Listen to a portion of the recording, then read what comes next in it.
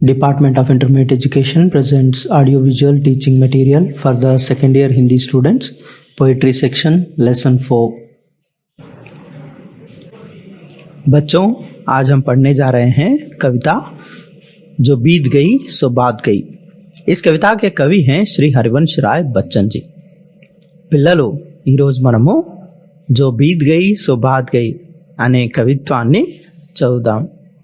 ఈ కవిత్వాన్ని శ్రీ హరివంశ్ రాయ్ బచ్చన్ గారు రచించారు। हरिवंश राय बच्चन मिट्टी का तन मस्ती का मन क्षण भर जीवन मेरा परिचय। अपने परिचय में ही जीवन की सार्थकता को बताते हैं। मनुष्य की नश्वरता और इस नश्वर होने पर भी जीवन को पूरे आनंद के साथ जीने का प्रयत्न करना, क्षणिक है फिर भी निराश नहीं होना, जीवन के प्रति आशावादी दृष्टिकोण को अपनाना, ये हरिवंश राय बच्चन का जीवन सिद्धांत है।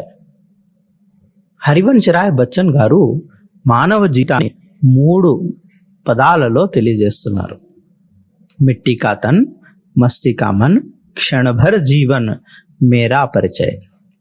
అంటే మిట్టి కా తన్ అంటే మనిషి శరీరము మట్టితో తయారైంది। మస్తీ కా మన్ అంటే శరీరం మట్టితో తయారైంది, నశ్వరమైనది, నశించిపోయేది, కానీ మనస్సు ఉత్సాహంతో నిండి ఉంది, జీవించాలనే ఆకాంక్షతో ఇమిడి ఉంది। క్షణభర జీవన్, కానీ జీవన ఆకాంక్ష ఎంత ఉన్నప్పటికీ, ఉత్సాహం ఎంత ఉన్నప్పటికీ జీవనం అనేది అనిశ్చితమైనది। క్షణభర్ అంటే ఒక క్షణంలో ఎప్పుడైనా సమాప్తమయ్యేది, కానీ జీవితం నశ్వరమైనది అయినప్పటికీ మనిషి ఉన్న జీవితాన్ని ఆనందంగా, ఉత్సాహంగా, జీవన ఆకాంక్షతో జీవించాలి, ఇదే నా పరిచయము అంటారు హరివంశ్ రాయ్ బచ్చన్ గారు। श्री हरिवंश राय बच्चन का जन्म 27 नवंबर 1907 में प्रतापगढ़ जिले के बाबूपट्टी नामक गांव में हुआ था। श्री हरिवंश राय बच्चन గారు 27 నవంబర్ 1907న ప్రతాప్గఢ్ అనే జిల్లాలో బాబూపట్టి అనే గ్రామంలో జన్మించారు।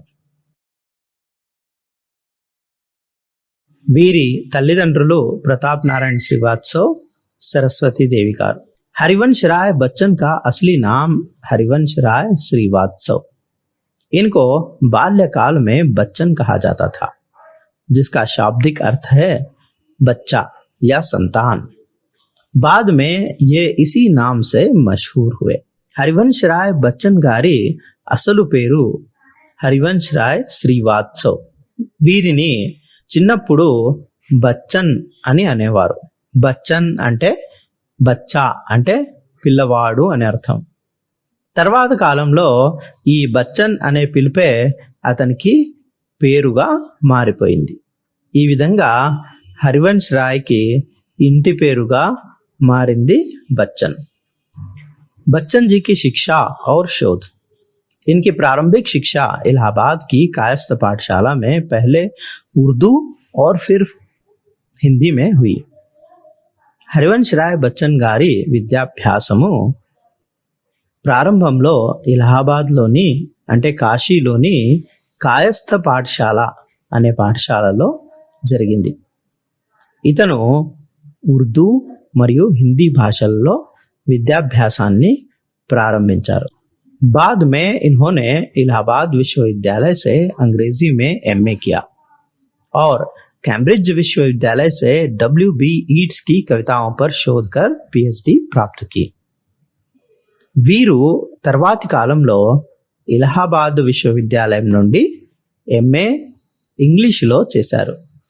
తర్వాత कैम्ब्रिज విశ్వవిద్యాలయం నుండి WB ఈట్స్ కవితలపైన పరిశోధన చేసి PhDని సంపాదించారు। इनका साहित्य। हरिवंश राय बच्चन उमर खयाम की रुबाइयों से प्रेरित हुए। बाद में इन्होंने इसी प्रेरणा से मधुशाला की रचना की।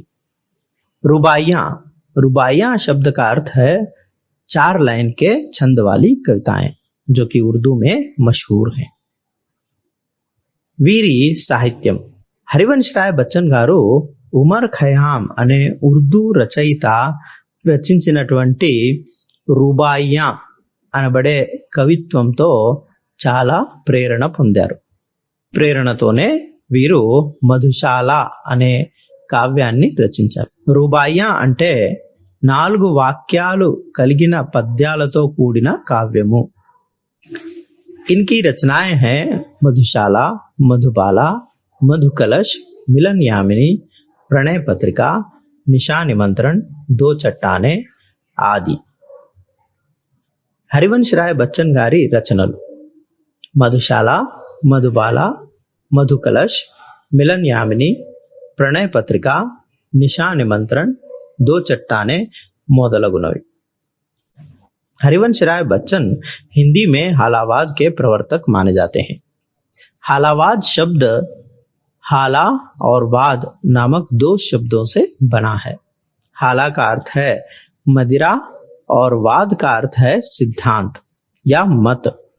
सूफी संतों का कहना था कि खुदा या ईश्वर दिखावा या बाह्य आडंबरों से प्राप्त नहीं हो सकते, अपितु खुदा से तादात्म्य मतलब ईश्वर से तादात्म्य और प्रेम की गहनता से ही प्राप्त होते हैं. इस गहनता की तुलना नशे से की जाती है. इसमें अस्तेय की भावना प्रधान होती है. హరివంశ్ రాయ్ బచ్చన్ గారు హిందీలో హాలావాదాన్ని ప్రారంభించారు. హాలావాద్ అంటే 2 పదాలతో ఏర్పడిన పదం. హాలా మరియు వాదము. हाला అంటే మత్తు పదార్థం, వాద్ అంటే సిద్ధాంతం. అనగా సూఫీ పరంపరను ఆచరించే వారి నమ్మకం ఏంటంటే ఖుదా అంటే ఈశ్వరుడు, భగవంతుడు ఆడంబరాల్ని చూసి ప్రసన్నుడు కాడు. భగవంతుణ్ణి ప్రసన్నం చేసుకోవడానికి భగవంతుని పట్ల అమితమైన ప్రేమ, విశ్వాసము మరియు భగవంతునిలో లీనం కావలసి ఉంటుంది. ఇలా లీనం కావడాన్ని మత్తుతో పోల్చుతారు. ఎలాగైతే ఒక తాగుబోతు తాగిన మైకంలో లీనమై ఉంటాడో అలాగే ఒక భక్తుడు భగవంతుని ప్రేమలో లీనమై ఉంటారు. ఈ సిద్ధాంతంలో అస్తేయము అనే భావన చాలా ముఖ్యమైనది. అస్తేయము అంటే ఇతరుల వస్తువులను దొంగతనం చేయకపోవడము, అంటే ఇతరుల వస్తువుల పట్ల ప్రేమ కలిగి ఆకర్షణ కలిగి ఉండకపోవడము. వస్తువులు అంటే భౌతికమైనటువంటి జగత్తు. అంటే భగవంతుణ్ణి పొందడానికి భౌతికమైన జగత్తు పట్ల ఉన్నటువంటి ఆకర్షణ, ప్రేమ ఈ రెండింటిని వదిలిపెట్టవలసి ఉంటుంది. దీనిని నమ్మే సిద్ధాంతమే హాలావాదము. హరివంశ్ రాయ్ బచ్చన్ తన కవిత్వంలో ఈ సిద్ధాంతాన్నే వ్యక్తీకరిస్తారు. हरिवंश राय बच्चन जी की आत्मकथा 4 भागों में प्रकाशित हुई. क्या भूलूं क्या याद करूं, नीड का निर्माण फिर, बसेरे से दूर, दश द्वार से सोपान तक. बच्चन जी को पद्म भूषण उपाधि से सम्मानित किया गया है. हरिवंश राय बच्चन गारी आत्मकथनु क्या भूलूं क्या याद करूं, नीड का निर्माण फिर, दश द्वार से सोपान तक, బసేరే సే దూర్ అనే 4 భాగాల్లో విభజించబడింది. హరివంశ్ రాయ్ బచ్చన్ గారికి 1976లో పద్మభూషణ్ పురస్కారం లభించింది.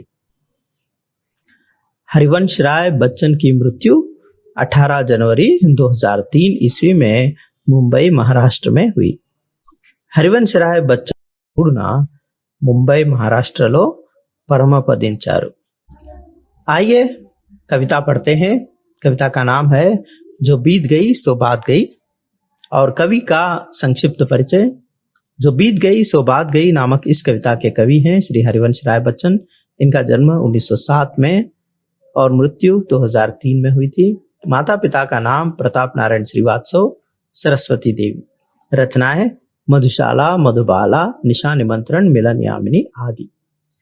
इनकी गद्य रचनाएं हैं नीड का निर्माण फिर, क्या भूलूं क्या याद करूं, छोटी छोटी कड़ियां आदि। इनकी विशेषता हालावाद है। आइए इस कविता को पढ़ते हैं। इस कविता में कवि जीवन के प्रति आशावादी दृष्टिकोण को अपनाने का संदेश देते हैं। मनुष्य के जीवन में अनेक कठिनाइयां आती हैं, अनेक ऊंच नीच होते हैं, कई लोग मिलते हैं और बिछड़ जाते हैं। इन सब के बाद भी मनुष्य को अपने जीवन के प्रति आशावादी दृष्टिकोण को अपनाना चाहिए और जीवन को पूरे उत्साह और उल्लास के साथ जीना चाहिए। इसी बात को व्यक्त करते हुए कवि इस कविता में कहते हैं, जो बीत गई सो बात गई, जो बीत गई सो बात गई, जीवन में एक सितारा था, जीवन में एक सितारा था, माना वह बेहद प्यारा था। वह डूब गया तो डूब गया, अंबर के आनन को देखो, अंबर के आनन को देखो, कितने इसके तारे टूटे, कितने इसके प्यारे छूटे। जो छूट गए फिर कहाँ मिले, पर बोलो टूटे तारों पर कब अंबर शोक मनाता है। तो बोलो टूटे तारों पर कब अंबर शोक मनाता है, जो बीत गई सो बात गई। आइए इस कविता के मुख्य शब्दों के अर्थ देखेंगे। जो बीत गई सो बात गई, बीत गई मतलब जो समय बीत गया है, అంటే సమయం గడిచిపోయింది। బాత్ గయి मतलब वह बात भी खत्म हो गया, అంటే ఆ విషయం కూడా సమయంతో పాటు పోతుంది, అంటే సమయంతో పాటు అనేక మంది కలుస్తారు, విడిపోతారు। जीवन में एक सितारा था। सितारा का अर्थ क्या है? नक्षत्र या तारा। सितारा అంటే నక్షత్రము। माना वह बेहद प्यारा था। बेहद అంటే చాలా, प्यारा అంటే చాలా ప్రియమైనటువంటి, ఎంతో ప్రియమైనటువంటి। बेहद प्यारा का अर्थ है बहुत ज्यादा प्यारा। तो डूब गया तो डूब गया, डूब जाना मतलब अस्त हो जाना, अस्तमिंचడం। अंबर के आनन को देखो, अंबर का अर्थ है आकाश, आनन, आनन का अर्थ है चेहरा। अंबरमु అంటే ఆకాశము, ఆనన్ అంటే ముఖము। कितने इसके तारे टूटे, कितने इसके प्यारे छूटे, जो छूट गए फिर कहाँ मिले। तो बोलो टूटे तारों पर कब अंबर शोक मना। शोक मनाना मतलब दुखी होना, అంటే శోకం అంటే దుఃఖము, దుఃఖం కలగడం। जो छूट गए सो छूट गया అంటే छूट जाना అంటే అర్థం ఏంటి? छूट जाना అంటే విడిపోవడం।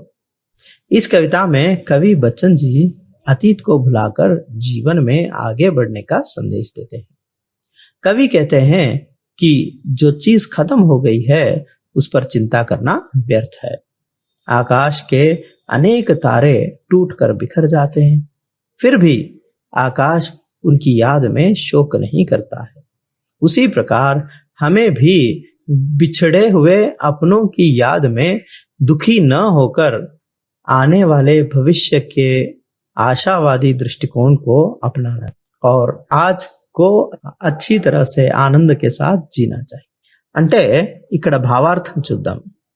కవి హరివంశ్ రాయ్ బచ్చన్ చెప్తున్నారు, జో బీత్ గయి సో బాత్ గయి, అంటే ఏదైతే గడిచిపోయిందో ఆ విషయము గతమే, అంటే గతం గతః, జరిగిందేదో జరిగిపోయింది। జీవన్ మే ఏక్ సితారా థా, అంటే జీవితంలో ఎంతో మంది అద్భుతమైన నక్షత్రం లాంటి మనుషులు మనకు కలుస్తూ ఉంటారు। మానా వహ బేహద్ ప్యారా థా, అంటే ఈ అద్భుతమైనటువంటి మనుషులు చాలా ప్రియమైన వాళ్ళు, చాలా మంచి వాళ్ళు, ఆత్మీయులు। అయినప్పటికీ ఒకవేళ వాళ్ళు విడిపోతే జో డూబ్ గయా తో డూబ్ గయా, ఎంత ప్రియమైన వ్యక్తి అయినా సరే ఏదో ఒక రోజు గతించిపోతారు। వారు విడిపోయినప్పుడు దుఃఖం కలిగకూడదు। కవి ఆకాశం యొక్క ఉదాహరణ ఇస్తున్నారు। అంబర్ కే ఆనన్ కో దేఖో, అంటే ఆకాశం యొక్క ముఖాన్ని చూడండి। కితనే ఇస్కే తారే టూటే, ఈ ఆకాశంలో ఎన్నో నక్షత్రాలు ప్రతిరోజు రాలిపోతూ ఉంటాయి। కితనే ఇస్కే ప్యారే చూటే, ఆకాశానికి ఈ నక్షత్రాల పట్ల ఎంతో ప్రేమ ఉంటుంది। ఈ నక్షత్రాలన్నీ రాలిపోతుంటే బాధ కలుగుతుంది। అయినా जो छूट गए फिर कहाँ मिले, पर बोलो टूटे तारों पर कब अंबर शोक मनाता है, जो बीत गई సో బాత్ గई. కవి అంటున్నారు, ఇలా రాలిపోయిన నక్షత్రాల పట్ల ఆకాశం ఈనాడు శోకాన్ని వ్యక్తం చేయి. నక్షత్రాలు, రాలిపోయిన నక్షత్రాలు తిరిగి ఎలా లభిస్తాయి? అలాగే మన జీవితంలో కూడా మనకెంతో ప్రియమైన వాళ్ళు చనిపోయినప్పుడు వారితో పాటు మన జీవితం సమాప్తం కాదు. చనిపోయిన వాళ్ళు చనిపోయారు. అలాగే మన జీవితాన్ని గురించి మనము ఆశతో, అంటే ఒక సకారాత్మకమైనటువంటి దృష్టిని కలిగి ఉండి మనం పరిపూర్ణ జీవితాన్ని జీవించాలి అంటున్నారు కవి हरिवंश राय बच्चन जी. हरिवंश राय बच्चन जी कहते हैं कि हम अपने जीवन में अनेक लोगों से मिलते हैं. जीवन का अर्थ है मिलना और बिछड़ना. जन्म और मरण दोनों सत्य हैं. जब हम किसी हमारे अपने से बिछड़ जाते हैं तो बहुत दुखी होते हैं. तो ऐसे स्थिति में कवि हमें सांत्वना देते हैं और कहते हैं कि जीवन के चक्र का यह सच्चाई है. आकाश का उदाहरण देकर कवि समझाते हैं कि आसमान में अनगिनत तारे हैं, सब के सब बहुत प्यारे हैं, परंतु हर रोज अनेक तारे टूटकर बिखर जाते हैं. फिर भी आकाश टूटे तारों पर शोक नहीं मनाता, दुखी नहीं होता. तो उसी प्रकार जीवन में अनेक लोग मिलते हैं और बिछड़ जाते हैं, परंतु हमें भी बिछड़े हुए अपनों की याद में दुखी नहीं होना चाहिए. जीवन के प्रति आशावादी दृष्टिकोण को अपनाना चाहिए. आगे कवि कहते हैं, जीवन में वह था एक कुसुम, थे उस पर नित्य निछावर तुम, वह सूख गया तो सूख गया, मधुवन की छाती को देखो, सूखी कितनी इसकी कलियां, मुरझाई फिर कितनी वल्लरियां, जो मुरझाई फिर कहाँ खिली, पर बोलो सूखे फूलों पर कब मधुवन शोक मचाता है. तो बोलो सूखे फूलों पर कब मधुवन शोर मचाता है. चलिए शब्दार्थ को देखते. जीवन में वह था एक कुसुम. कुसुम का अर्थ है फूल. कुसुम अंटे पुष्पमु. थे उस पर नित्य निछावर तुम. नित्य, नित्य का अर्थ है हमेशा. नित्य अंटे ఎల్లప్పుడూ. నిఛావర్ का अर्थ है समर्पित हो जाना, అంటే తనను తాను అర్పించుకోవడం. वह सूख गया तो सूख गया, वह सूख गया तो सूख गया. सूख जाना मतलब सूख जाना అంటే ఎండిపోవడం. मधुवन की छाती को देखो. मधुवन అంటే मधुवन का मतलब है बागीचा या उद्यानवनము. मधुवन की छाती को देखो. छाती का अर्थ है सीना. सूखी कितनी इसकी कलियां. कलियां मतलब है कली. कली అంటే మొగ్గ అనర్థం. मुरझाई फिर कितनी वल्लरियां. मुरझाना मतलब सूख जाना, అంటే వాడిపోవడం. वल्लरियां, वल्लरी అంటే తీగలు. वल्लरी का अर्थ है बेल. जो मुरझाई फिर कहाँ खिली. खिलना मतलब వికసించడము. पर बोलो सूखे फूलों पर कब मधुवन शोर मचा. शोर मचाना అంటే అల్లరి చేయడం లేదా రోదన చేయడం. चलिए इसका भावार्थ देखते हैं. कवि हरिवंश राय बच्चन जी कहते हैं कि मधुवन में अनेक फूल सूख कर बिखर जाते हैं, फिर भी मधुवन उनकी याद में शोक नहीं करता है. उसी प्रकार हमें भी बिछड़े हुए अपनों की याद में दुखी होकर आने वाले भविष्य को సకారాత్మక దృష్టి से देखना चाहिए. ఇక్కడ అర్థం ఏంటంటే, జీవన్ మే వహ్ థా ఏక్ కుసుమ్. మన జీవితంలో ఒక్కొక్క వ్యక్తి మనకు ఒక పువ్వులాగా ఎంతో ప్రియమైనటువంటి వారు. థే ఉస్ పర్ నిత్య నిఛావర్ తుమ్. నిఛావర్ హోనా అంటే సమర్పించడం. అంటే మనము మన ప్రియమైనటువంటి వ్యక్తులతో ఎంతో ప్రేమ ఉంటుంది, చాలా అంటే ప్రాణాలు అర్పించడానికి కూడా సిద్ధంగా ఉంటాం. वह सूख गया तो सूख गया, मधुवन की छाती को देखो. మధువన్ కి ఛాతీ కో దేఖో అంటే మన జీవితంలో పువ్వులాగా ఎంతో ప్రియమైనటువంటి వాళ్ళు ఎప్పుడైతే విడిపోతారో, పువ్వు ఎలాగైతే ఒక ఉపవనంలో వాడిపోతుందో అలాగే మనిషి కూడా విడిపోవడం జరుగుతుంది. వాళ్ళు విడిపోయినప్పుడు మనకెంతో బాధ కలుగుతుంది. కానీ ఈ కలవడము విడిపోవడము అనేది చాలా సహజమైనటువంటి ప్రక్రియ అంటారు కవి. పువ్వు ఒక కాల పరిమితిని కలిగి ఉంటుంది. అంటే పువ్వు ఉదయం వికసిస్తుంది, సాయంత్రానికి వాడిపోతుంది. అది పువ్వు యొక్క జీవన క్రమం. అలాగే మనిషి కూడా ఒక నిర్ణీతమైన జీవితాన్ని పొందుతాడు. జన్మ మృత్యు అనేవి రెండు నిజాలు. सूखी कितनी इनकी मुरझाई फिर कितनी वल्लरियां, जो मुरझाई फिर कहाँ खिली, पर बोलो सूखे फूलों पर कब मधुवन शोर मचाता है. జీవితాన్ని ఒక ఉపవనంతో పోల్చుతున్నారు. మనం ఉపవనం అంటే ఒక వాటికలో అనేక పువ్వులు వికసిస్తాయి. ఎలాగైతే అందమైన పువ్వులు ఎంతో ప్రియమైనవిగా కనిపిస్తుంటాయో, ఎంతో ఆహ్లాదకరంగా ఆనందాన్ని పంచుతుంటాయో, అలాగే మన జీవితంలో కూడా అనేక మంది ఆత్మీయులు, ఆనందాన్ని పంచుకునేవారు మనతో కలిసి జీవిస్తుంటారు.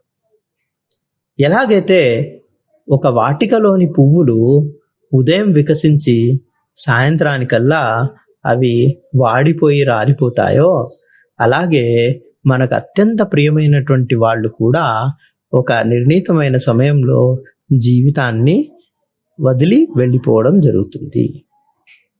అలాంటి సందర్భంలో ఎలాగైతే ఒక పుష్పవాటిక ఇలా రాలిపోతున్నటువంటి పుష్పాలను చూసి శోకాన్ని వ్యక్తం చేయదో, బాధను వ్యక్తం చేయదో, అలాగే మనం కూడా జీవితంలో విడిపోయే వాళ్ళను తలుచుకొని రోదిస్తూ కూర్చోకూడదు అంటారు हरिवंश राय बच्चन. मधुवन में अनेक फूल खिलकर बिखर जाते हैं, फिर भी मधुवन उनकी याद में शोर नहीं मचाता है. उसी प्रकार हमें भी बिछड़े हुए अपनों की याद में दुखी न होकर आने वाले भविष्य के विषय में आशावादी दृष्टिकोण को अपनाना चाहिए. अब हम संदर्भ सहित व्याख्या को देखेंगे. कितने इसके तारे टूटे, कितने इसके प्यारे छूटे, जो छूट गए फिर कहाँ मिले, पर बोलो टूटे तारों पर कब अंबर शोक मनाता है. ఇది ఒక పద్యంలోని పద్యాంశం. పరీక్షలో మీకు ఇలా ఒక పద్యాంశం ఇచ్చి దానికి సందర్భ సహిత వ్యాఖ్యలు రాయాలని కోరడం జరుగుతుంది. అట్లాంటి ప్రశ్నకు 3 మార్కులు ఉంటాయి. కాబట్టి దీనికి జవాబు రాసే పద్ధతి ఏంటంటే, ముందుగా మొదటి సైడ్ हेडिंग संदर्भ लिखना चाहिए और संदर्भ या कवि परिचय ये पहला उपशीर्षक, तो इसे लिखना चाहिए. और संदर्भ में लिखना चाहिए कि ये पंक्तियां जो बीत गई नामक कविता से ली गई हैं. इस कविता के कवि श्री हरिवंश राय बच्चन जी हैं. हरिवंश राय बच्चन हालावाद के प्रवर्तक थे. अगला जो उपशीर्षक है वह होना चाहिए व्याख्या.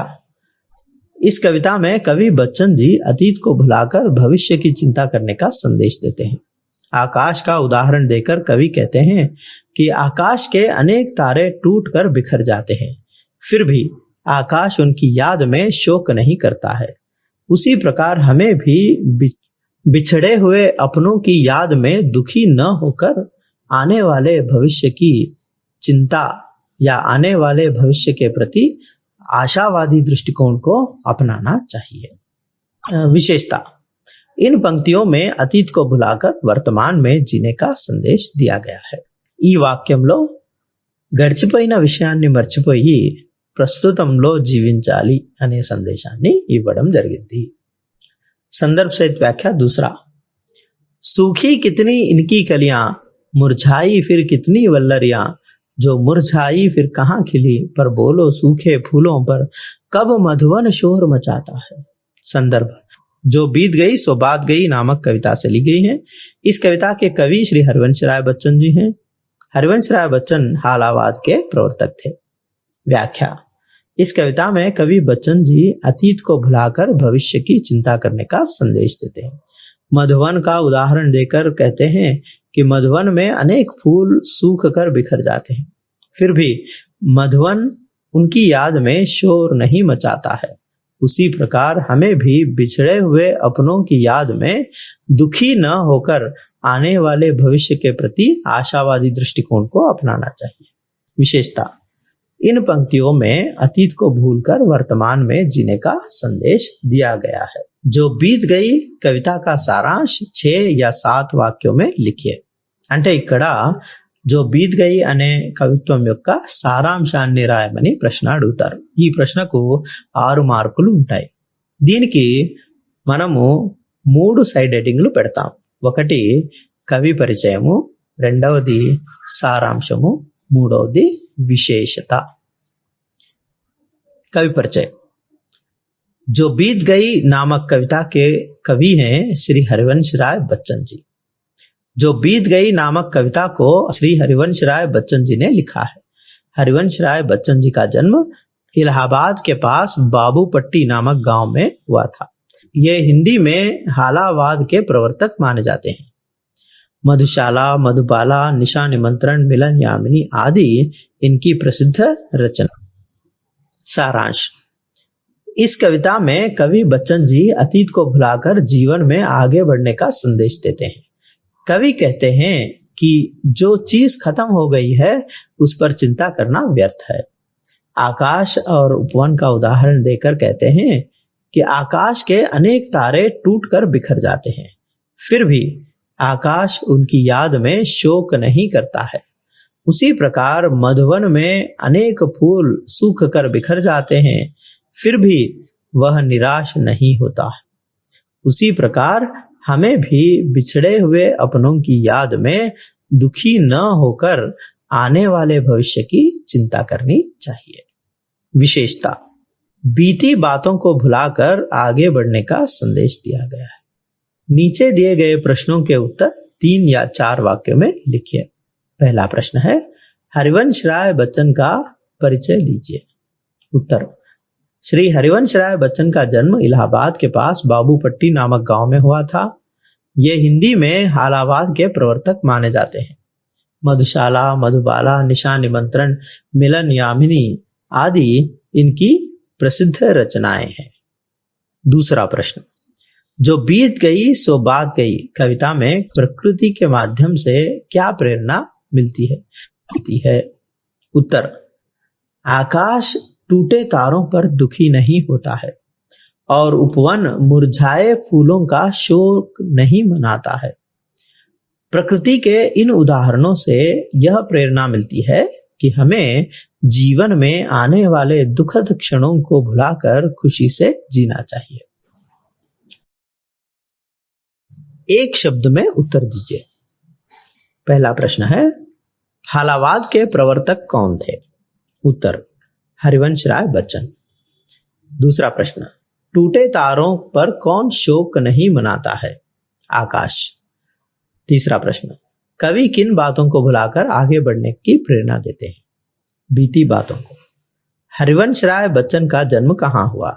इलाहाबाद के पास बाबूपट्टी में।